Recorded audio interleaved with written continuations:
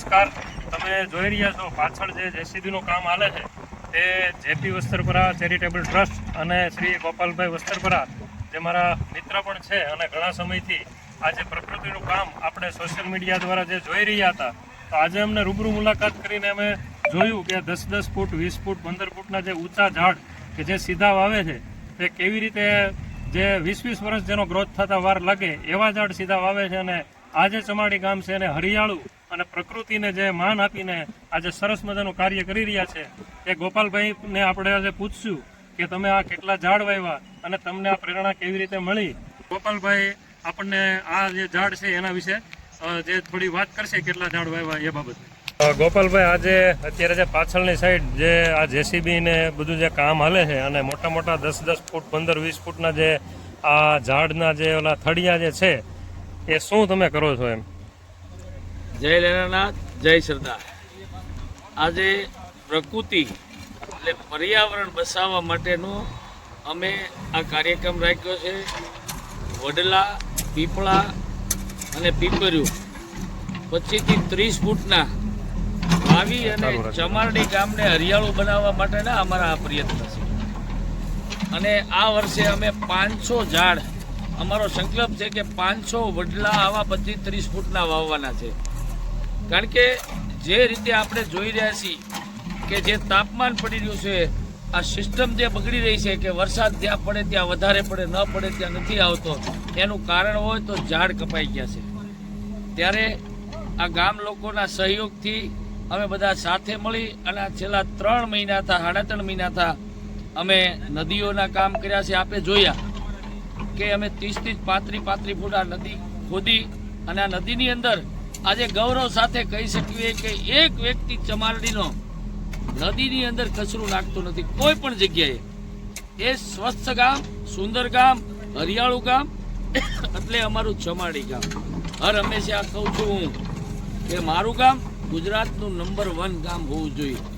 અને હું હરેક ગામના વ્યક્તિઓને પણ આપણા મીડિયાના માધ્યમથી રિક્વેસ્ટ કરું છું કે પોતાના ગામની અંદર આપે જે પણ ભગવાને આપણને કાંઈ દીધું છે તો ગામ માટે કાંઈ પણ વાપરવું જોઈએ. કારણ કે હર હંમેશા આપણે વયા ગયા પછી આપણે કોઈ યાદ કરવાનું નથી. ગમે એટલી સંપત્તિ છોડીને જઈશું પણ જો ગામનું એવું કામ કર્યું છે તો આપણે હર હંમેશા જીવિત રહીશું. અને હું જે કાર્ય કરી રહ્યો છું એ મારા જીવનને સાર્થક કરવા માટે કરી રહ્યો છું. મારે મરી ગયા પછી 50 વર્ષ જીવવું છે, એ માટે કરું છું. તો 50 વર્ષ મારે જીવવું હોય મરી ગયા પછી તો કઈ રીતે જીવી શકું? તો આવનારી પેઢી, આજની યુવા પેઢી કે આવનારી પેઢી જોવે કે આ વડલા કોણે વાવ્યા હતા, આ પીપળા કોણે વાવ્યા હતા, આ પીપર્યું કોણે વાવ્યું હતું, આ તળાવ કોણે બનાવ્યા હતા. એ માટે અમે આ કામ કરી રહ્યા છીએ. ત્યારે સૌને રિક્વેસ્ટ છે આપના મીડિયાના માધ્યમથી કે હરેક ગામની અંદર હરિયાળી ક્રાંતિ લાવવાની જવાબદારી તમારી જ મારી છે. પોતપોતાના ગામની અંદર હર હંમેશા લોકો જો આ રીતે જાગી જશે તો એક ગામ 1000-2000 આવા વડના ઝાડ વાવી દો તો કેટલી હરિયાળી થશે. અને મોટા ઝાડ વાવો તો જલ્દી ઝાડ થઈ જશે. હમણાં જ હું તમને કહી દઉં કે અઠવાડિયા 2-4 દિવસ પહેલાં અહીંથી જામનગરની બાજુનું લતીપુર ગામ 18,000ની વસ્તી મારા વિડીયોના માધ્યમથી, ફેસબુકના માધ્યમથી જોયું કે આ ચમારડીને ગોપાલભાઈને આ લોકોએ કઈ રીતે બનાવ્યું છે. તો એ લોકો જોવા આવ્યા. એણે એમ કીધું કે અમારે અમારા ગામની અંદર આ કરવું છે, અમારા ગામની અંદર આ નદી. તો મેં એને કે શું કરવું પડે? મેં કીધું સમય મહત્વનો છે. પૈસા, સમય આ તમારી પાસે મહત્વનો હોય, તમારી પાસે સંપત્તિ ભગવાને દીધી હોય તો તમારા ગામ માટે આ કાર્ય કરવું જોઈએ. અને હજી લોકો ગામના 50 જણા 2 દિવસમાં પાછા અહીંયા ચમાડી આવવાના છે અને મને પણ ત્યાં બોલાવ્યો છે. તો સમજી લો કે અહીંથી જામનગર 200-250 કિલોમીટર થાય તો જામનગરથી લોકો આવી અને વિચારતા હોય કે અમારા ગામની અંદર આ કરવું છે. તો ગુજરાતના 18,500 ગામની અંદર એક 2 વ્યક્તિ જાગી જાય. ગામ લોકો તો સાથે જ હોય. તમે સારું કાર્ય કરો અને એક પણ વ્યક્તિ કોઈને મજૂરી નથી આપતા. આ બધા ગામના લોકો જ્યારે બોલાવી રાતે 12 વાગે કે દિવસે કે બપોરે આ કાળા તડકાની અંદર આ ચાલુ વરસાદ છે તો પણ આ ઝાડ વાવ્યા પહેલાં અમે એક પણ વ્યક્તિ અહીંથી જશે નહીં. તમે સમજી લો અત્યારે 12:15 થયા છે. આપણે ગામડાની અંદર વાતો કરે છે કે 12 વાગ્યા પહેલાં જમી લે, લોકો 1 મિનિટ ભૂખ્યા નથી રહી શકતા. કદાચ છે ને 2 વાગશે ને તો આ ઝાડ વાવીને જ જશે. આજના અમારા 100 વડલા અને પીપળનો સંકલ્પ છે. આજે 2 દિવસ પહેલા 100 આવ્યા હતા, એમ એકાત્રા 100 ઝાડ વાવી અને અમારા ગામની અંદર 5000 વડલા અને પીપળા વાવી અને હરિયાળું ગામ બનાવવાનું છે. બાકીના અત્યારે ચોમાસું પહેલું સારું થઈ ગયું છે અને બીજા ઝાડ, અને હરેક ખેડૂતોને હું વિનંતી કરું છું, આપણા ખેતરની અંદરથી ઝાડ નહીં કાપો.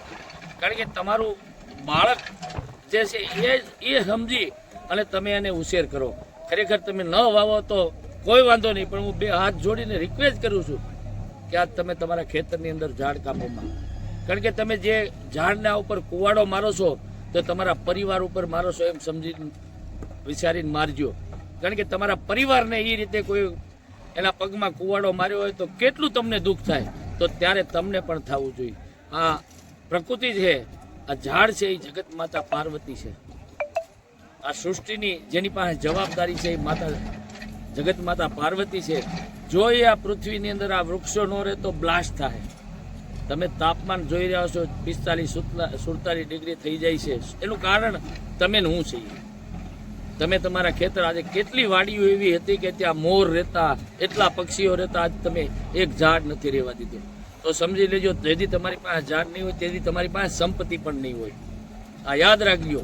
અને તમારી પાસે હશે તો તમારી પાસે વાપરવાનો સમય પણ નહીં હોય. તમારે ઓક્સિજન વેસાથી લેવું પડશે. તમારે રિક્વેસ્ટ કરું છું કે ફરીથી વનમંત્રી અને મુખ્યમંત્રીને પણ કહું છું કે આપે આવો એક સિસ્ટમ બનાવો કે એક વાડીની અંદર કેટલા, ગૂગલમાં આજ તો કેવો ફાસ્ટ યુગ આવી ગયો, ગૂગલમાં જોવા જાય કોની વાડીએ ક્યાં કયું ઝાડ ઊભું છે. એ ઝાડ જે કાપે એમની જવાબદારી આવે, એની ઝાડ કોઈ બીજો કાપે તો એની ઉપર ખરેખર ફરિયાદ થવી જોઈએ.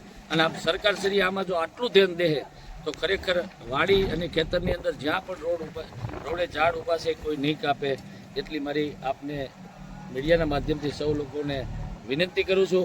એક ખાસ એમણે એ પણ વાત કરી કે સરકારશ્રીનું જે ગૂગલ મેપ દ્વારા એવું એક રજીસ્ટ્રેશન કરવું જોઈએ કે જે આપણા રક્ષિત ઝાડ જે છે કે ખેર, ખાખરો, પીપળો, વડલો, પીપર, આ જે ઝાડ છે એ કાપવા ન જોઈએ અને એની નોંધણી થવી જોઈએ. પોતાના ખેતરમાં વાવેલા હોય તો અમુક સમય પછી એની તપાસ કરીને ન હોય તો એના માટે ખેડૂતની આમાં જાણકારી મેળવવી જોઈએ અને કોઈએ ઝાડ કાપ્યા હોય તો એની કાયદેસરની કાર્યવાહી પણ થવી જોઈએ. એ એમનો વિચાર ખૂબ સરસ છે અને આવું આપણે કરશું તો જ આપણે પ્રકૃતિને બચાવી શકશું. અને અમારું ગામ આજે જે છો, તમે 1 વર્ષની અંદર જોવા આવજો કે અમારા ગામની અંદર આ જે ઝાડ 25-25, 30-30 ફૂટના જે ઝાડ વાવ્યા છે એ ભવિષ્યની આવનારી પેઢી જ જોશે અને આને અનુસરી અને એ કામ કરશે. જય હિન્દ, જય ભારત, જય સરદાર.